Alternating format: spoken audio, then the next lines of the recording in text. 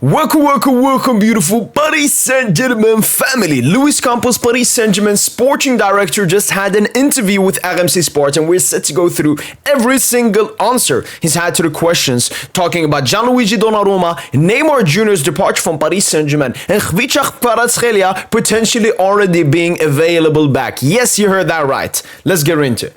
So, first of all, here we have the Gianluigi Donnarumma departure. Luis Campos explains Gianluigi Donnarumma's departure. The club's policy is to build a team more important than any individual. That is our goal at PSG. Gianluigi Donnarumma asked for a salary at the level of the old PSG, not the current PSG. Our policy is closely tied to the sporting performances. You earn more when you deserve it. Gigi was the first player we approached about an extension, but we quickly understood that it would be difficult due to his demands. We took time to discuss Gigi's situation. It's a set of circumstances that led to his departure. And as you can see at the end, Luis Campos actually saved it. It's a set of circumstances that led to his departure. The issue I have with this is they're not telling the entire story. Gianluigi Donnarumma, when Luis Enrique came into the club, there was already a question mark about, is Gianluigi Donnarumma going to be the goalkeeper for the entire tenure of Luis Enrique at Paris Saint-Germain? So nothing about salary and so on. Luis Campos could have brought up, the profile of Gianluigi Donnarumma. Luis Enrique always appreciated someone more like Chevalier. Definitely the wage discussion was part of it, but I definitely think the bigger picture was Luis Enrique loved Donnarumma, but always saw him upgradable upon, mostly because of his ball at his feet. I mean, Chevalier, let's say he's a 90% shot stopper compared to Donnarumma, 100% shot stopper, maybe 85% for Chevalier. But when it comes to ball at his feet, Chevalier is way better than Donnarumma, so he's more of a complete goalkeeper. But he's talking about the policy. Obviously, the new policy at Paris Saint-Germain is you get around 70 to 75% of your wage, then 25% is bonus wage in terms of games played, clean sheets, trophies won, and etc. And we know that Gianluigi Donnarumma and his agent are tough negotiators. They were tough negotiators at AC Milan before coming to Paris Saint-Germain, and they were tough negotiators at Paris Saint-Germain as well. So Luis Campos is not telling the entire story, but he's saying part of the story, obviously defending the club and not saying the entire truth. Next up, Luis Campos, at PSG will have a very important trio. The president gives his life for the club, the coach has an energy that never stops. We discuss how we're going to build a team. One of Luis Enrique's secrets is that we have a playing identity with movements that are unpredictable. And that is true. We have a trident at Paris Saint-Germain. In previous segments, we more had a duo like Nasser, Khalifa, Leonardo. They were really strong tied. And then you had Thomas Tuchel, who Nasser tried to have a good relationship with obviously towards the end, Leonardo and Thomas Tuchel, their relationship soured, it became bad and everything. So this is by far the most stable Paris Saint-Germain has been in a while. Ever since the Laurent Blanc days, we were really stable under him. I don't remember who we had the sporting director. It could have been not Leonardo, Antero Enrique or Kluivert as well. One of them could have been the sporting director. So this is the most stable PSG has been in the QSI era, and that has led to the success, the treble, the first Champions League of the club and everything. So no, I definitely agree with Luis Campos here. This trio, beautiful. I mean, the best president in the world, the best manager in the world, and the best sporting director in the world, and Luis Campos. Luis Campos on the January transfer window. We're ready to keep the club in balance until January and make necessary and sensible recruitment if needed. And look how he's saying club in balance until January. Keep the club balanced, because towards the end of the summer transfer window, Luis Campos was making sure to either sell players or get rid of high wages at the club so that we have power to use in January. We've seen Paris Saint-Germain under Luis Campos always working in January, especially with Luis Enrique. In the first January transfer window, Lucas Beraldo and Gabriel Moscardo. In the second January transfer window, Kvaratskhelia, all three players apart from Moscardo, were semi-impactful. So Paris Saint-Germain definitely looking out for the January transfer window.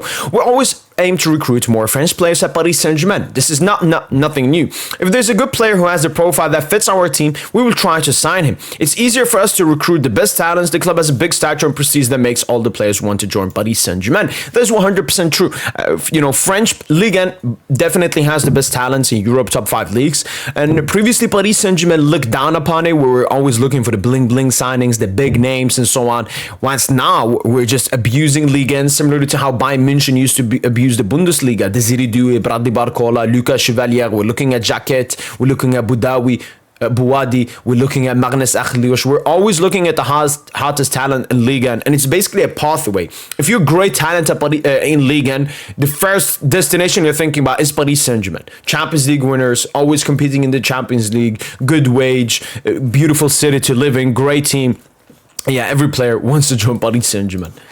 Next up, about Ousmane Dembele. Luis Campos speaks on the tense situation with the French national team. Ousmane Dembele showed signs of fatigue. Thus, we communicated to the French Football Federation we must communicate more for the good of players in football. Another UEFA settling this situation because it's not only a problem that happens in France, but very club. Obviously, I've already discussed the situation entirely in detail and everything. I'm thinking even making another video about it because FC Barcelona, Hansi Flick, De La Fuente, Lamine Yamal, there's a lot of beef right there.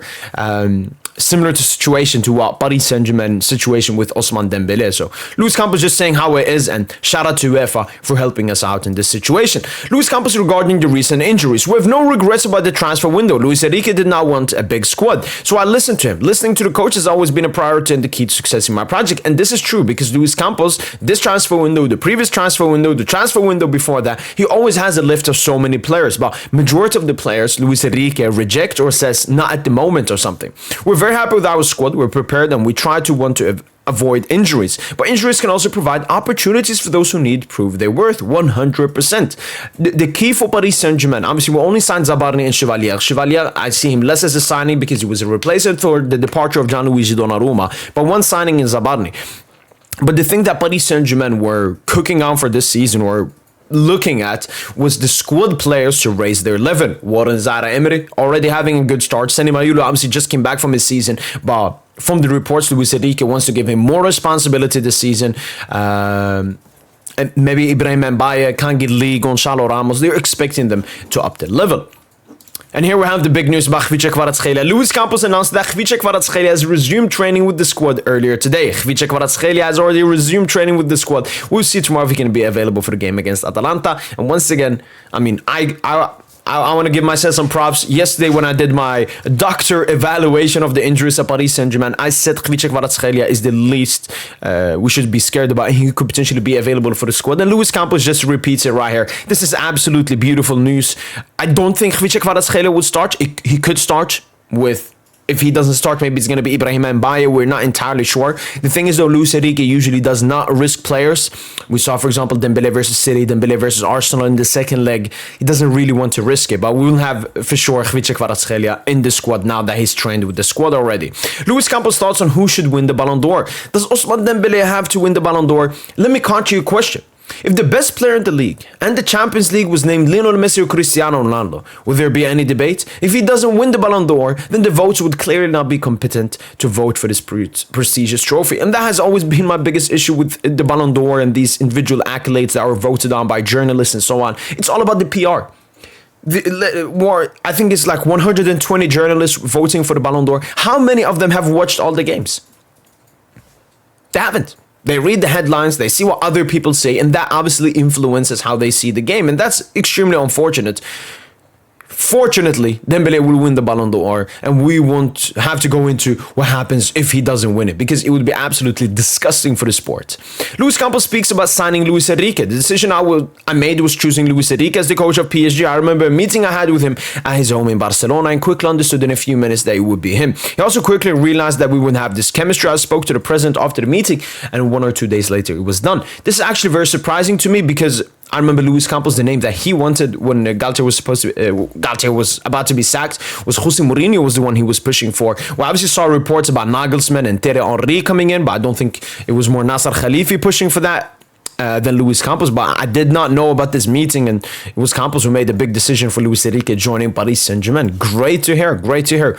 Luis Campos speaks on Neymar's departure from PSG. Luis Enrique asked Neymar to leave the club. His philosophy is about playing football in a different way, playing collectively, rewarding players who perform their best in training during the week. He's basically saying Neymar, maybe on the pitch, in the games where it matters, puts in the effort, not as much in training. We obviously saw reports before. Neymar Jr. sometimes came drunk to the training, playing collectively. I don't know about that. Rewarding players who perform in the training, playing in a different way. Look, the biggest thing with Neymar Jr. Was physically cooked. I mean, when Luis Enrique came in, saw the injury track record of Neymar, and then with the injuries, your body gets weaker. And Luis Enrique felt if he kept Neymar at the club, he would have to compensate a lot and buildish the team around him. He also had Mbappe at that time. So the best thing was to move on from him, especially getting the money that we got.